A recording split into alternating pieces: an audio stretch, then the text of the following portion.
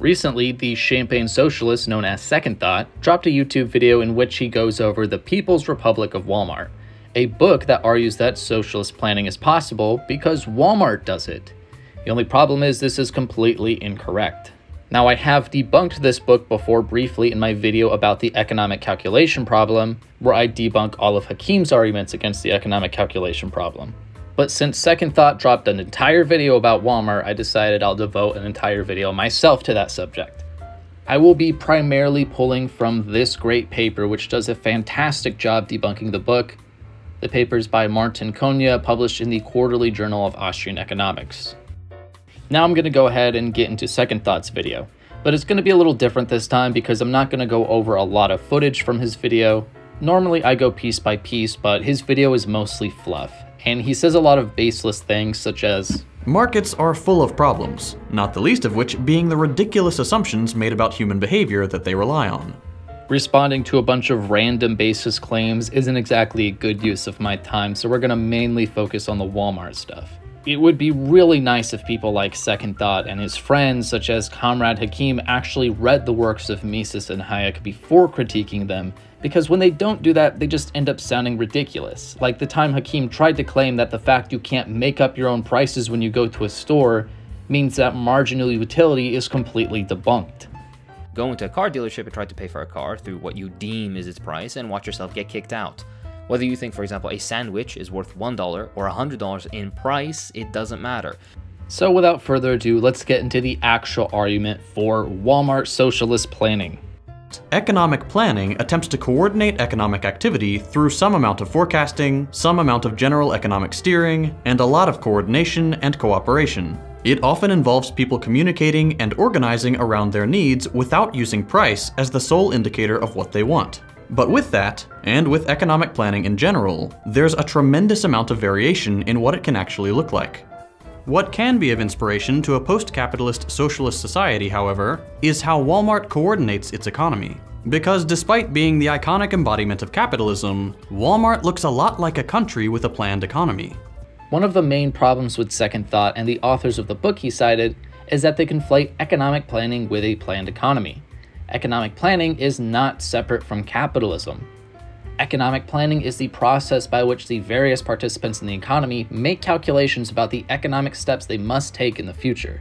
In contrast, a planned economy is an entirely centralized system in which the allocation of everything from raw materials to capital goods to consumer goods is implemented by a central authority without the market mechanism.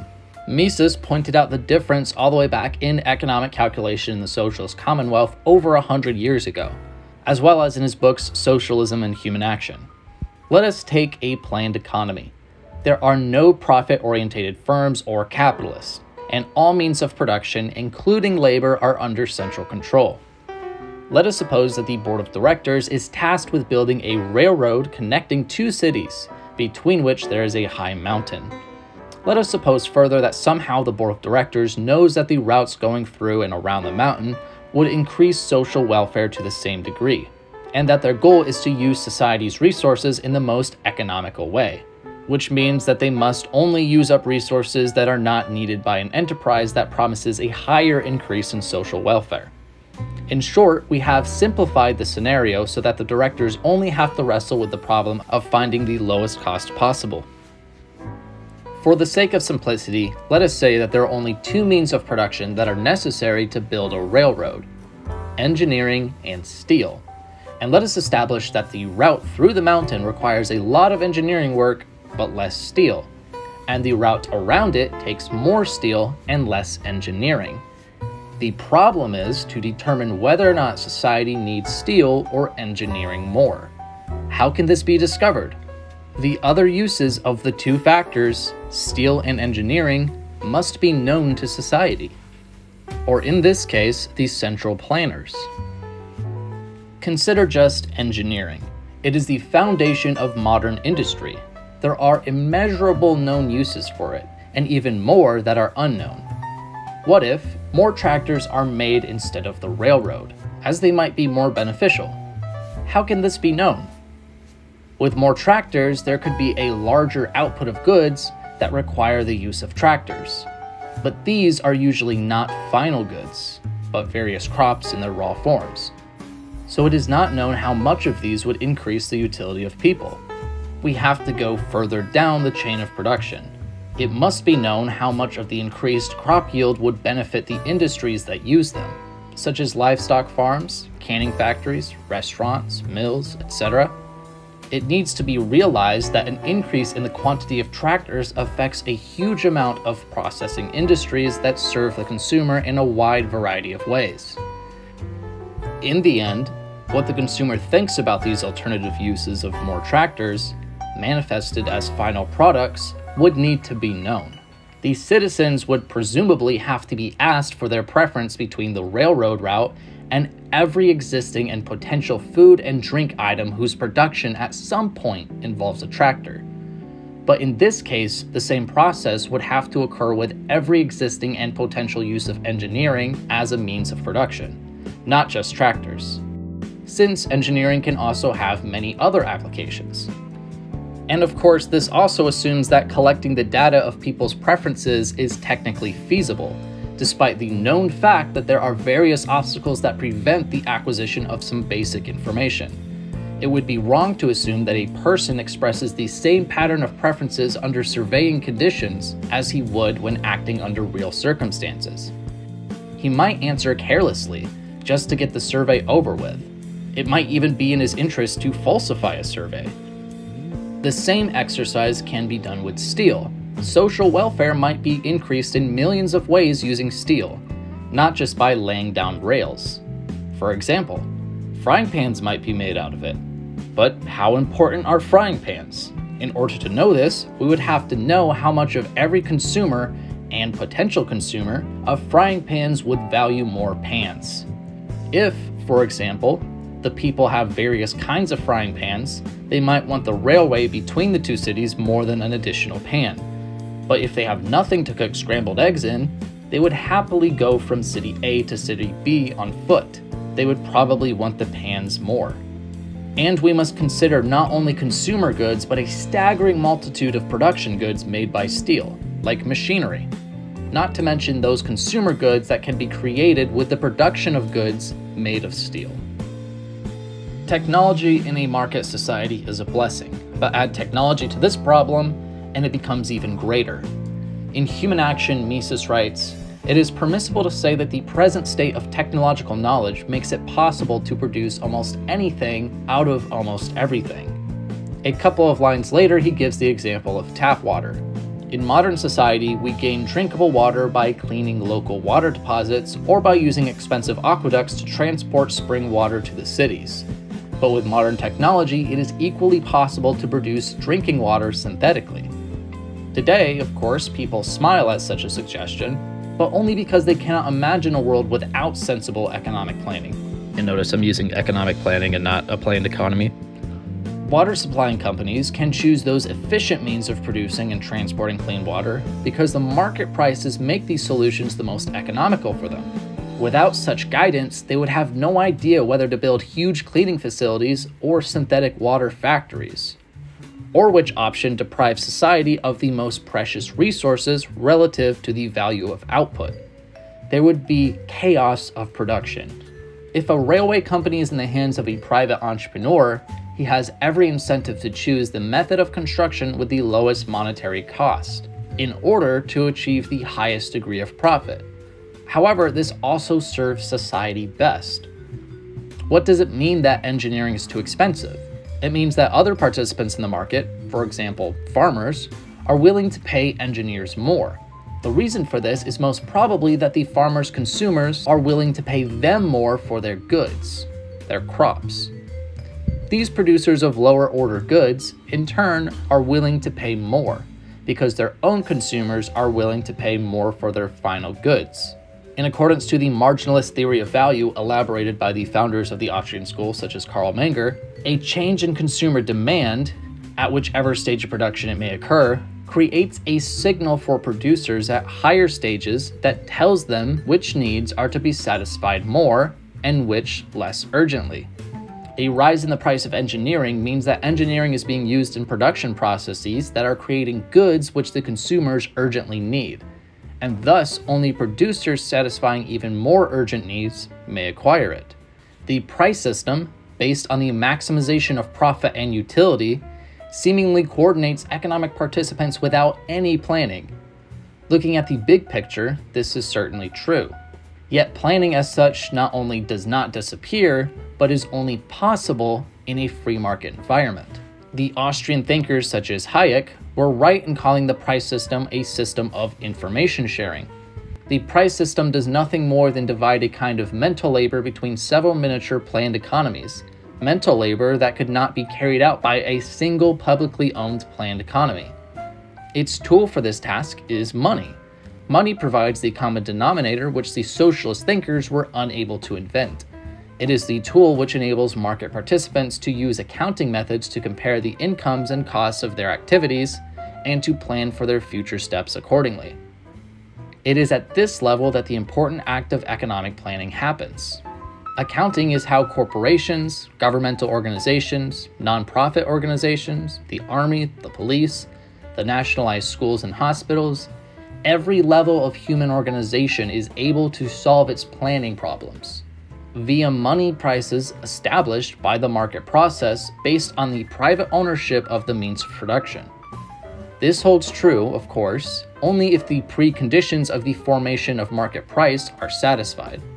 In the case of the armed forces, police, and other governmental monopolies, the consumers do not get to decide the price which they would be willing to pay for these services, and as a result, prices of production factors employed in these branches, such as policemen's and soldiers' wages, prices of various weaponry, can't reflect their value relative to other resources, leading to waste. It is fair to say that although government monopolies can calculate with money prices, their presence in the economy in fact obstructs the economic calculus.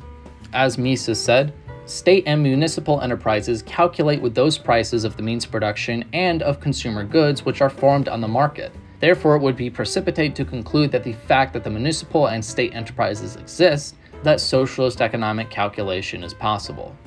The same principle applies to the modern case.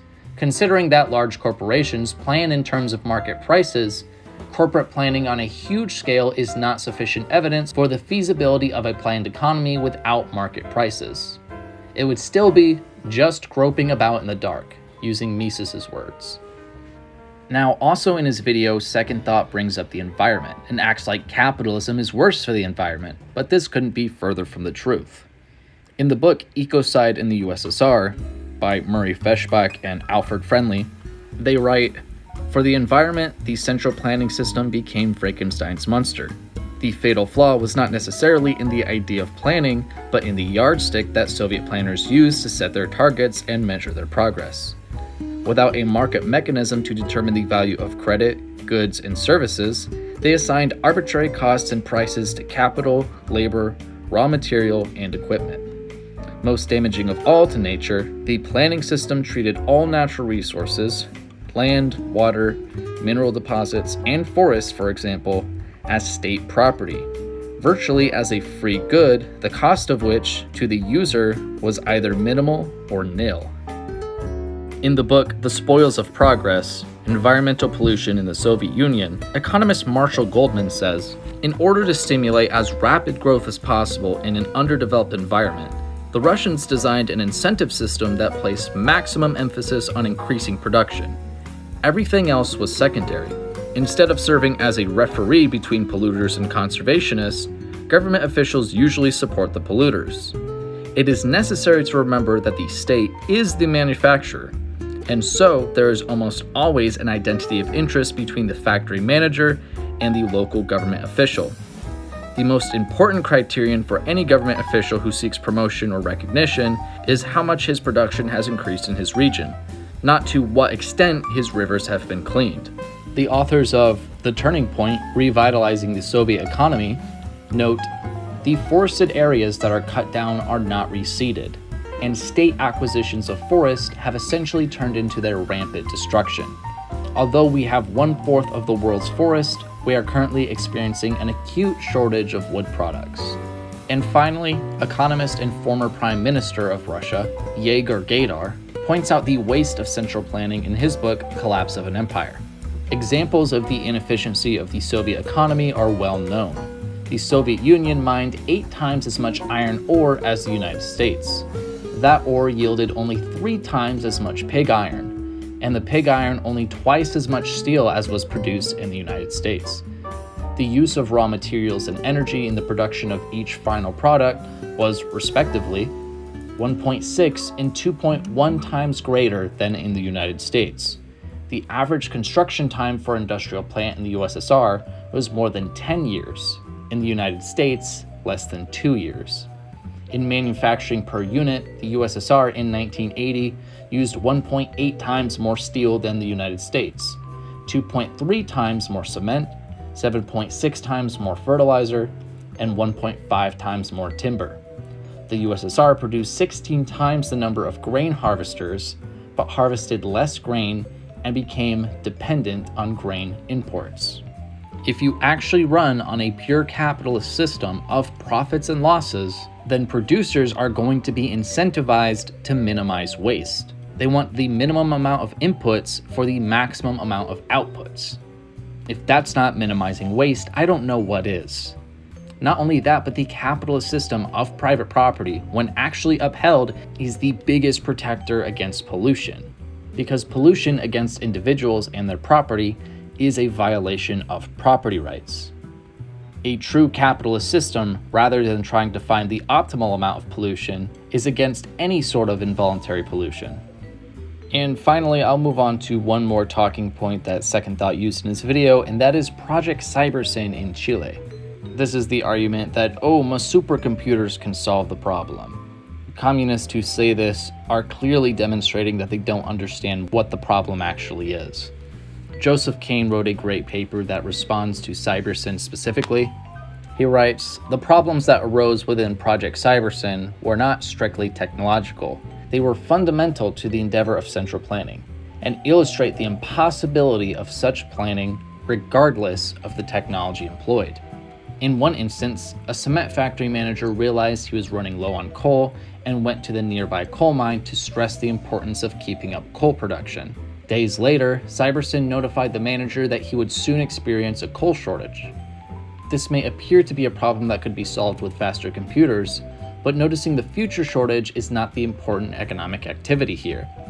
Whether the shortage is noticed by the manager or by a computer, the solution would have to be the same, simply telling the coal producer to provide more. That is not rational economic calculation. The problem of economic calculation is not, how can I get more coal? The relevant questions are, is using this quantity of coal economically viable? And what alternatives could I use instead? Simply informing the coal producers that the cement factory needs more coal does not consider that perhaps coal has become relatively scarcer and the cement factory should economize on its use.